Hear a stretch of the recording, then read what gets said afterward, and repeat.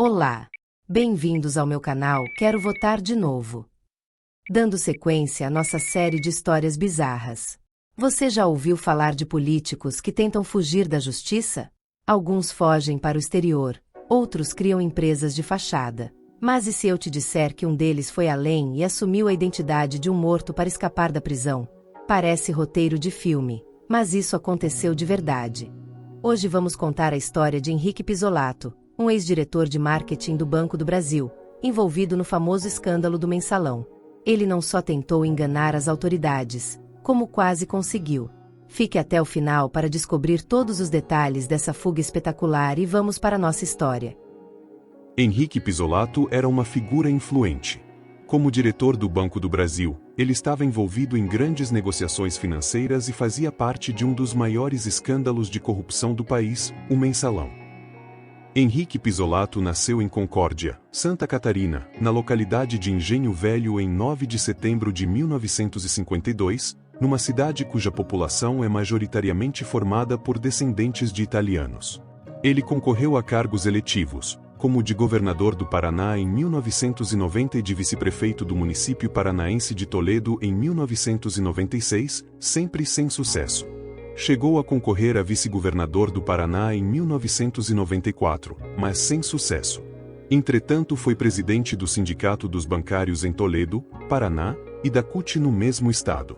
Foi alçado a diretor de Seguridade da Previ em 1998, eleito pelos funcionários do Banco do Brasil, tendo deixado o cargo em maio de 2002, para trabalhar na eleição do então candidato Luiz Inácio Lula da Silva, administrando os recursos da campanha juntamente com o tesoureiro Delúbio Soares.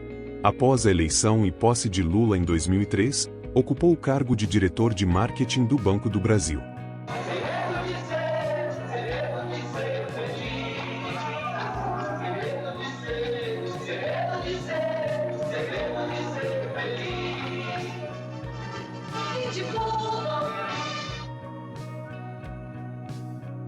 O esquema envolvia desvio de dinheiro público para comprar apoio político no Congresso. Quando a investigação avançou, várias figuras poderosas foram condenadas, e entre elas, Pizzolatto. Em 2013, o Supremo Tribunal Federal o condenou a mais de 12 anos de prisão. E foi aí que ele percebeu que precisava fazer algo drástico para evitar a cadeia. E aqui começa o plano mirabolante. Pizzolatto sabia que, como brasileiro, ele poderia ser extraditado facilmente se fugisse para outro país. Mas e se ele não existisse mais? A ideia era simples, ao mesmo tempo, extremamente ousada: assumir a identidade do próprio irmão, que já havia falecido. Usando documentos falsificados, ele conseguiu um passaporte italiano em nome do irmão morto. Como é que foi? Está confirmado. Ele chegou na casa dele agora de Brasília, a família informou que a nota é dele mesmo, ele tá na Itália. Tá na Itália? O advogado ligou para avisar, porque o combinado ele chegar hoje para apresentar ele. Mas como ele... Quem confirmou que ele tá na O Itália? advogado. O advogado ligou para ele agora, aqui na nossa frente.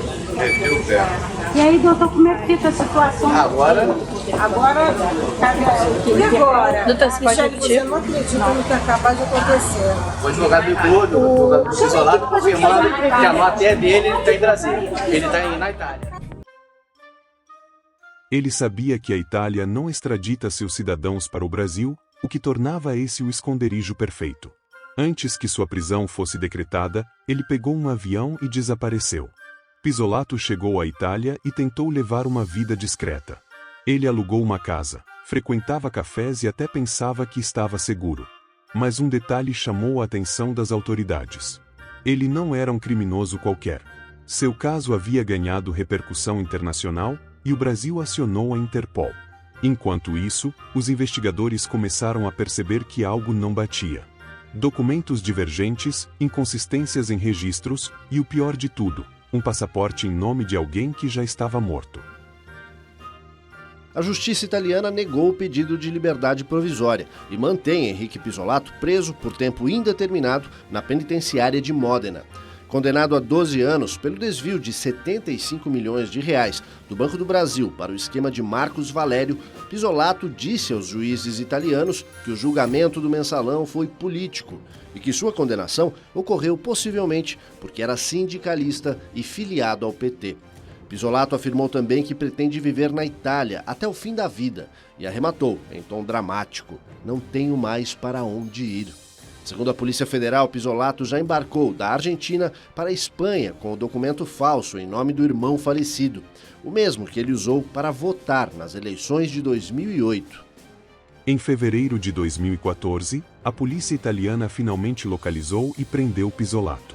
Mas ele ainda tentou resistir. Ele argumentou que era um cidadão italiano e tentou usar isso para evitar a extradição. O processo durou meses, e seus advogados lutaram para que ele permanecesse na Itália. A gente fala agora de política e corrupção. Se você não aguentar mais esse tipo de assunto, não sai daí não, que é rapidinho. A justiça italiana devolve o passaporte ao ex-diretor do Banco do Brasil, Henrique Pisolato, depois que uma corte de apelação negou o pedido de extradição feito pelo Brasil. Zé, o que mais revolta é isso, né? Você entendeu? Um cidadão brasileiro que deve explicações à justiça brasileira, mas agora, olha só, ele vai voltar, né, para a região no porto de Venere, no litoral do Mediterrâneo, onde ele se instalou lá, depois de fazer tudo que fez aqui, numa casa de frente para o mar, desde que fugiu do Brasil.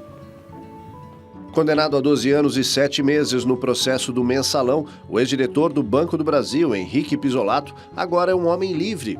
A fuga para a Itália com uns documentos do irmão morto ficou no passado. Ele está pronto para desfrutar das delícias da região da Ligúria, onde comprou alguns imóveis de frente para o Mediterrâneo. A cidade de Porto Venere foi seu primeiro refúgio desde que escapou da prisão no Brasil. A justiça italiana aceitou a alegação dos advogados de que as condições nos presídios brasileiros são degradantes e, por isso, ele não foi extraditado. Mas, no final, as autoridades italianas concordaram em enviá-lo de volta ao Brasil. Em outubro de 2015, ele foi extraditado e levado diretamente para a prisão, onde finalmente teve que cumprir sua pena. Após sua prisão no Brasil, Henrique Pisolato, ex-diretor de marketing do Banco do Brasil condenado no escândalo do mensalão, teve sua liberdade condicional concedida pelo ministro Luiz Roberto Barroso, do Supremo Tribunal Federal, STF, em junho de 2022. Barroso considerou que Pisolato já havia cumprido mais de um terço da pena, apresentava bom comportamento carcerário e tinha aptidão para se sustentar por meio de trabalho honesto. A decisão destacou que os crimes pelos quais ele foi condenado, corrupção passiva, peculato e lavagem de dinheiro, não são considerados hediondos. Desde então, não há registros públicos de novas infrações ou processos judiciais envolvendo Pisolato.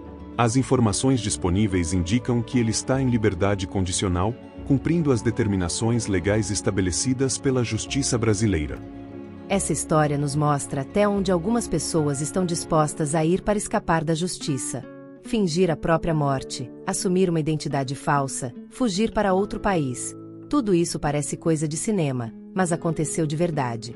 E no final, mesmo com toda a estratégia, Pisolato acabou atrás das grades.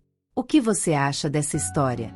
Você acredita que ele teria conseguido fugir se tivesse planejado melhor? Deixe sua opinião nos comentários. Não esqueça de se inscrever no canal, ativar as notificações e deixar seu like para mais histórias inacreditáveis como essa. Gratidão por permanecer até aqui e até a próxima.